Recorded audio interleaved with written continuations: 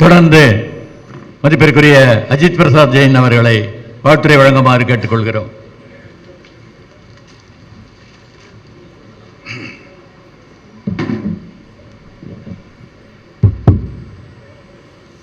ஜெய் ஜினேந்திரன்.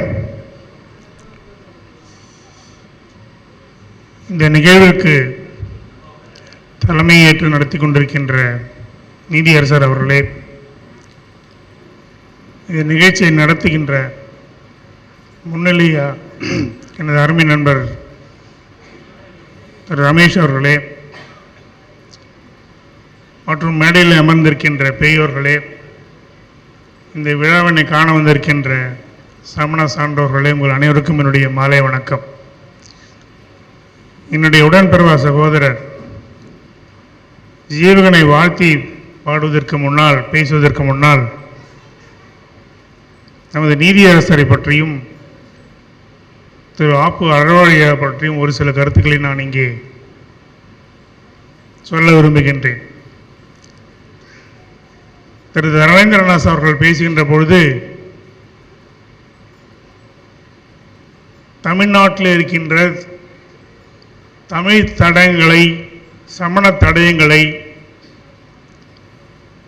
தன்னுடைய வாழ்நாள் முழுவதும் கண்டுபிடித்து அதற்காக அரசாங்கத்தினுடைய போராடி எவ்வளவோ முயற்சிகள் செய்து பல சாதனைகளை படைத்திருக்கின்றார் நமது ஆப்பு அறவாழியா அவர்கள். சங்கம் வைத்து தமிழ் வளர்த்த மதுரையிலே தமிழ் பண்பாட்டு மையத்தை தோற்றுவித்து இன்றளவும் அது மிகவும் சிறப்பாக இயங்கிக் கொண்டிருக்கின்றது. எல்லாவற்றுக்கும் முத்தாய்ப்பாக சந்தடியே இல்லாமல் சீனாபுரத்தை நமது ஜினாலயத்திற்கு சொந்தமான நிலத்தை கண்டுபிடித்து பல ஆண்டுகளுக்கு முன்னால் அந்த இடத்துல சென்றின்ற பொழுது, நீ உள்ளே வந்தால் உன்னை காலை வெட்டி விடுவேன் என்று கூறினார்கள். பொறுமையாக இருந்து இந்த ஆசிரியர்களுக்கே ஒரு சில சிறப்புகள் இருக்கிறது. நம்மிடத்தில் படித்தவர்கள் ஐஏஎஸ் ஆக இருப்பார்கள், ஐபிஎஸ் ஆக இருப்பார்கள், அல்லது அந்த ஐஏஎஸ் ஐபிஎஸ் அவருடைய மாணவர்கள், அவருடைய குழந்தைகள் நம்மிடத்தில் படித்திருக்கும். நாம் ஒரு சென்று கேட்கின்ற பொழுது நிச்சயமாக நமக்கு உதவி செய்வார்கள். அதே போல திரு ஸ்ரீதரன் ஐஏஎஸ் அவர்கள் மூலமாக இந்து சமய அறநிலையத்துறையில் சென்று இந்த சீனாபுரத்தை சேர்ந்த 49 ஏக்கர் 85 சென்ட் நிலத்தை நமது கோயிலுக்கு எடுத்து அதை சுற்றிலும் மதில் சுவர் எழுப்பி அதில் வருகின்ற வருமானத்தை ஒரு தனி வங்கி கணக்கில் செலுத்தி வருகின்றார். இந்த அளவிற்கு நான் கடந்து வந்த பாதை என்று ஒரு பெரிய புத்தகம் எழுதியிருக்கிறார். அதிலே அவர் செய்த பணிகளை மிக அருமையாக குறிப்பிட்டிருக்கின்றார். ஸோ நமது சமண சமயத்திற்கு கிடைத்த ஒரு பொக்கிஷம் என்று சொன்னால் அது மிகையாகாது. இரண்டாவதாக திரு நீதியரசர் அவர்களை பற்றி 2 கருத்துக்கள், அது இரண்டும் கல்வி சம்பந்தமான கருத்துக்கள். திரு தர்மேந்திரதாஸ் சொல்லுகின்ற பொழுது 13,000 சொச்சம் வழக்குகளை 45 நாட்டிலே தீர்த்து வைத்திருக்கின்றார் என்று கூறினார்கள். அவர் கொடுத்த அந்த தீர்ப்புகள் வரலாற்று சிறப்பு மிக்கவை. 2025ஆம் ஆண்டு ஆகஸ்ட் மாதம் ஒரு தீர்ப்பை கொடுக்கின்றார். தமிழகத்தில் இருக்கின்ற எந்த ஒரு கல்வி நிறுவனத்தின் பெயரிலும் ஜாதி பெயர் இருக்கக்கூடாது, உடனடியாக அகற்றுங்கள் என்று கூறியிருக்கிறார். ஆதி திராவிடர் வெல்ஃபேர் ஸ்கூல், அதுக்கு எக்ஸாம்பிளும் கொடுக்குறாரு அவருடைய ஜட்ஜ்மெண்ட்டில். For example, Adi Dravidar welfare school government ஸ்கூல்னு போடுங்க, ஆதி திராவிடர் எடுத்துருங்கன்ட்டார். அதே மாதிரி கல்லர், ஸோ அது ஒரு சிறப்புமிக்க ஒரு அவருடைய ஜட்ஜ்மெண்ட் என்று நான் கூறுவேன். ஒரு எஜுகேஷனிஸ்டாக, ஒரு கல்வியாளனாக அந்த ஒரு தீர்ப்பை மிகவும் மதிக்கின்றேன், மகிழ்கின்றேன். இரண்டாவதாக, ஒரு 2 வாரத்துக்கு முன்னால் அம்பத்தூரை சேர்ந்த ஒரு பள்ளியிலே 14 மாணவர்கள் 10ஆம் வகுப்பு படிக்கிறார்கள். சிபிஎஸ்சிலே ஆங்கிலத்தில் 2 பேப்பர் இருக்கு. இங்கிலீஷ் லிட்ரேச்சர், இங்கிலீஷ் லாங்குவேஜ் 2 இருக்கு. அது 2க்கும் வேற வேறு கோடு இருக்கு. சிபிஎஸ்சியினுடைய முறை பிரகாரம் ஒரு மாணவன் 9ஆம் வகுப்பிற்கு வருகின்ற பொழுது அவனை நாங்கள் ரிஜிஸ்டர் செய்ய வேண்டும். அப்படி ரிஜிஸ்டர் செய்ததற்கு பிறகு 1 மாதம் கழித்து அதில் ஏதேனும் திருத்தங்கள் செய்ய வேண்டுமென்றால் நீங்கள் செய்து கொள்ளுங்கள் என்று 15 நாட்கள் அவகாசம் கொடுப்பார்கள் சிபிஎஸ்சியிலே. இது 9ஆம் வகுப்பில். அந்த மாணவர்கள் 10ஆம் வகுப்பு வருகின்ற பொழுது லிஸ்ட் ஆஃப் கேண்டிடேட்ஸ், அந்த பொது ஆண்டு எக்ஸாமினேஷனுக்கு போகின்ற மாணவர்களுடைய அந்த லிஸ்ட் ஆஃப் கேண்டிடேட்ஸ், அதிலே திருத்தங்கள் செய்ய வேண்டும் என்றால் அதிலே நீங்கள் செய்து கொள்ளலாம். புது மாணவர்களை நீங்கள் சேர்த்து கொள்ளலாம். அதன் பிறகு 1 மாதம் கழித்து மறுபடியும் ஏதேனும் தவறு இருந்தால், ஏதேனும் விட்டு போயிருந்தால் நீங்கள் செய்யுங்கன்னு சொல்லிட்டு மறுபடியும் கரெக்ஷன் விண்டோ 15 நாளுக்கு சிபிஎஸ்சி கொடுக்கின்றது. ஆக 4 முறை சிபிஎஸ்சி ஒரு பள்ளிக்கு அந்த வாய்ப்பு அளிக்கின்றது. அது என்னவோ தெரியவில்லை, அந்த பள்ளியில் இருக்கின்ற முதல்வரும் சரி, அங்கே அலுவலகத்தில் இருக்கின்ற அலுவலரும் சரி, அந்த 14 மாணவர்களுக்கு ஆங்கிலத்தினுடைய குறியை 184, ஒரு எக்ஸாம்பிள் சொல்கிறேன், 184 போடுறதுக்கு பதில் இன்னொன்று 110 போட்டுட்டாங்க. அது எப்போ இவங்க கண்டுபிடிக்கிறாங்கன்னா, ஹால் டிக்கெட் வந்து அதை பிரிண்ட் அவுட் எடுத்து செக் பண்ணும்போது தான் அந்த பிரின்சிபல் கண்டுபிடிக்கிறாங்க. உடனடியாக என்னை தொடர்பு கொண்டார்கள்.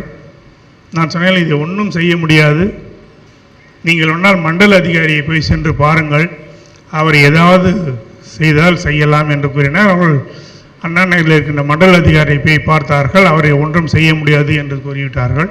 அவர்கள் உடனே என்னுடைய தொலைபேசியில் தொடர்பு கொண்டு வேறு என்ன சார் செய்ய வேண்டும் என்று சொன்னால், நான் சொன்னேன், வேறு வழியே கிடையாது, நேராக டெல்லிக்கு போங்க, கண்ட்ரோலர் ஆஃப் எக்ஸாமினேஷனை பாருங்கள், அவர் கையில் ஒரு லெட்டரை கொடுங்க, ஒரு மெயில் அனுப்புங்க. அவர் பண்ணுறது ரொம்ப ரொம்ப ரொம்ப கஷ்டம், 1% தான் சான்ஸ் இருக்குது, இருந்தாலும் போய் பாருங்கள் அப்படின்னு சொன்னேன். டெல்லிக்கு போனாங்க, அவரை பார்த்தாங்க. அவர் மேலேயே வரவே விடலை, கீழே லெட்டரை வாங்கிக்கின்னு நான் பதில் அனுப்புகிறேன் போங்கன்னு சொல்லிட்டாங்க. அவங்க சென்னை வந்து சேரதுக்கு முன்னாடியே மெயில் வந்துருச்சு, it cannot be considered, it's not possible, ஒன்றும் மாற்ற முடியாது அப்படின்னு சொல்லி. எக்ஸாமினேஷனுக்கு 4 நாள் 5 நாள் தான் இருக்குது. மறுபடியும் என்னை தொடர்பு பண்ணாங்க. நான் சொன்ன வேறு வழியே கிடையாது, நீதிமன்றத்தை அணுகுங்கள் என்று. அப்படி நான் கொள்கின்ற பொழுது அந்த வழக்கை மாண்புமிகு நீதியரசர்கள் எடுத்து நடத்துவார்கள் என்று எனக்கு தெரியாது. அதன் பிறகு அந்த பள்ளியில் இருந்து எனக்கு தொலைபேசி வருகிறது, கேஸை ஜெயிச்சிட்டோம், சிபிஎஸ்சிக்கு ஆர்டர் கொடுத்துட்டாரு ஜட்ஜு, இந்த 14 மாணவர்களையும் உடனடியாக அவர்கள் படித்த ஆங்கில நடத்துங்கள் அப்படின்னு சொல்லிட்டு அந்த கொஷின் பேப்பர் எப்படி பிரிண்ட் பண்ணணும், அதை எப்படி இந்த ஸ்கூலுக்கு அனுப்பணும் அப்படி மொத்தமும் ஜட்ஜ்மெண்ட்டில் கொடுத்துருக்காங்க. எனக்கு அப்புறம் அடுத்த நாள் பேப்பரில் வரும்போது தான் நான் பார்த்தேன் அந்த ஜட்ஜ்மெண்ட் வந்து ஐயா அவர்கள் கொடுத்தார்கள் என்று. 14 மாணவருடைய வாழ்க்கையை தன்னுடைய ஒரே ஒரு கையெழுத்தினால் மாற்றியவர் அவர். இதே சென்னை உயர்நீதிமன்றத்திலே 3 வருடங்களுக்கு முன்னால் விருதாச்சலத்தை சார்ந்த ஒரு பள்ளியிலே 13 மாணவர்களை சேர்த்தார்கள்.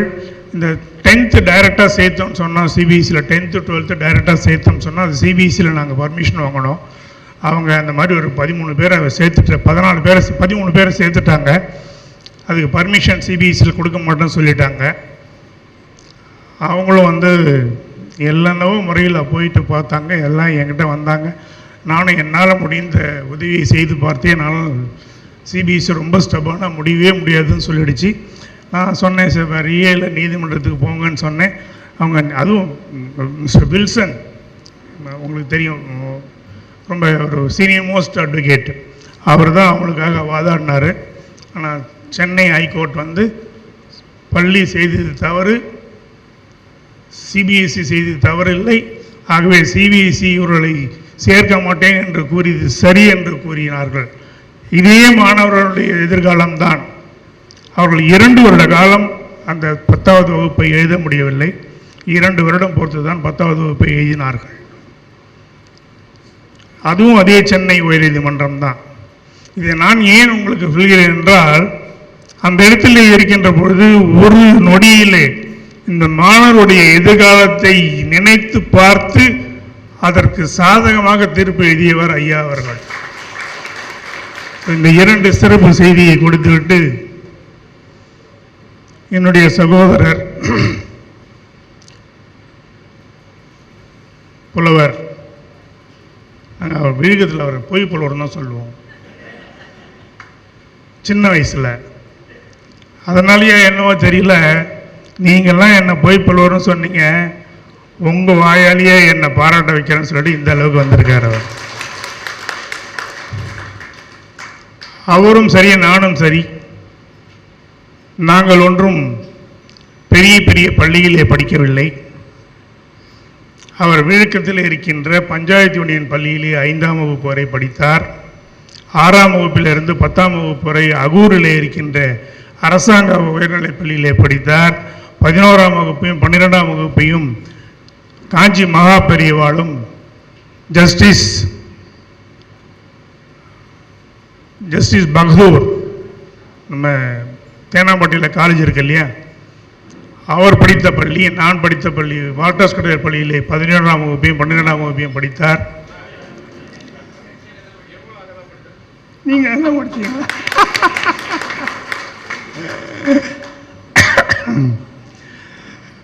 அதன் பிறகு அவருடைய ஆசிரியர் பணிக்காக ஜவ்வாது மலையிலே சென்று அங்கே படித்தார். அதன் பிறகு பிஏ, அதன் பிறகு எம்ஏ, அதை சென்னை பல்கலைக்கழகத்தில் பயின்றார்.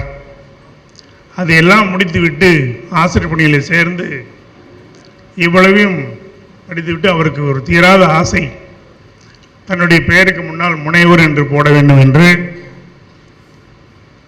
சென்னை பல்கலைக்கழகத்தில் இருக்கின்ற ஜெயனாலஜி டிபார்ட்மெண்ட்டை அணுகினார். அவரிடத்தில் கேட்டார். அவர்கள், நீங்கள் முழு நேர ஆசிரியராக இருக்கிறீர்கள், ஆகவே உங்களை நாங்கள் சேர்த்து கொள்ள முடியாது, எங்களுடைய விதிகளிலே இடமில்லை என்று கூறிவிட்டார்கள். ஆனால் மனம் தரளவில்லை. விக்ரமாதித்தனை போல வேலூரில் இருக்கின்ற பல்கலைக்கழக, திருவள்ளுவர் பல்கலைக்கழகத்திலே முனைவராக தன்னை பதிவு செய்து அவருடைய முனைவர் பட்டத்தை பெற்றார். புலவர் ஜீவகன் முனைவர் ஜீவனாக மாறினார். எந்த ஒரு பல்கலைக்கழகம் உனக்கு இடமில்லை என்று கூறியதோ அதே பல்கலைக்கழகம் மாதா மாதம் இவரை அழைத்து அங்கே இவருடைய சொற்பொழிவை நடத்தி கொண்டிருக்கின்றது. இது எல்லாவற்றுக்கும் மேலாக உங்கள் அனைவருக்கும் தெரியும், கோட்டூர்புரத்தில் இருக்கின்ற பேரறிஞர் அண்ணா நூற்றாண்டு நினைவு நூலகம், அவர்களும் மாதா மாதம் தமிழை வளர்ப்பதற்காக பேச்சுக்களை நடத்தி கொண்டிருக்கிறார்கள். அதிலே எனக்கு தெரிந்த வரையில் பேச அழைப்பவர்கள் அனைவருமே கல்லூரி பேராசிரியர்கள், பல பட்டம் பெற்றவர்கள், பல்கலைக்கழக பேராசிரியர்கள். அரசு பள்ளியிலே வேலை செய்கின்ற ஒரு சாதாரண ஆசிரியர் அந்த இடத்திற்கு அழைக்கப்பட்டு மாதா மாதம் அங்கும் தன்னுடைய சொற்பொழிவை நடத்துகின்ற ஒரே ஆசிரியர் தமிழ்நாட்டிலே நமது ஜீவகன் அவர்கள்.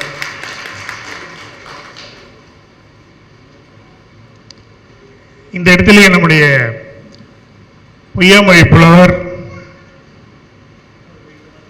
திருக்குறள் ஆசிரியர், திருவள்ளுவர் கூறிய அந்த ஒரு குரல் தான் எனக்கு ஞாபகத்தில் இருக்கிறது. ஒரு காலத்தில் விழுக்கம் கிராமம் என்றால்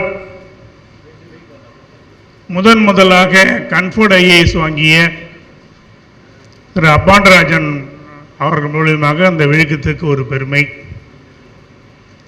அதன் பிறகு 2011ஆம் ஆண்டு விழுக்கத்திற்கு ஜனாலயத்திற்கு நான் தங்கத்தேரை செய்து அர்ப்பணித்தது பிறகு விழுக்கம் ஜனாலயம் ஒரு பெயர் பெற்றது.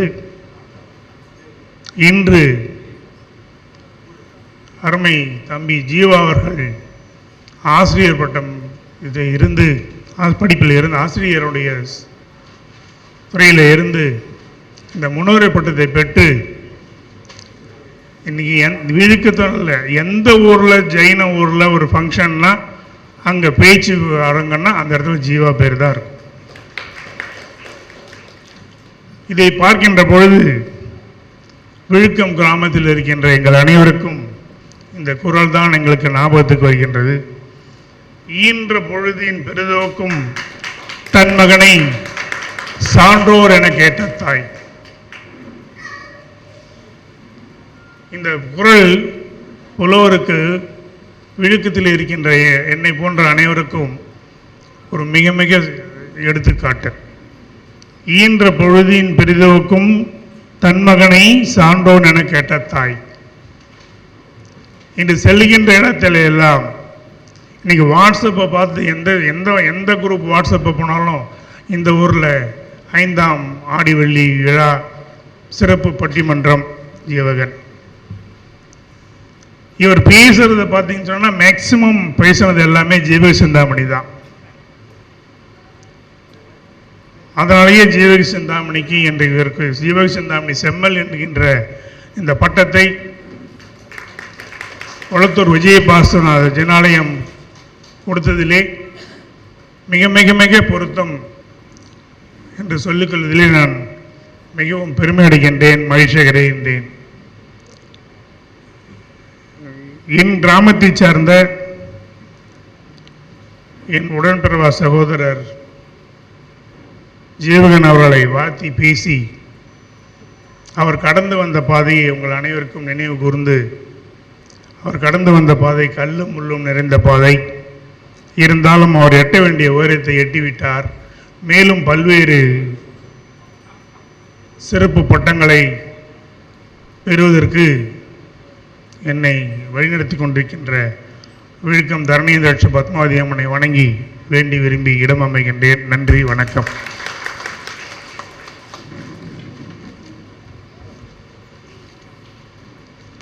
மிக்க நன்றி அஜித் பிரசாத் ஜெயின் அவர்களுக்கு. தொடர்ந்து நமது மதிப்பிற்குரிய டாக்டர் சோபா வர்தமானன் அவர்களை வாழ்த்துரை வழங்குமாறு கேட்டுக்கொள்கிறேன்.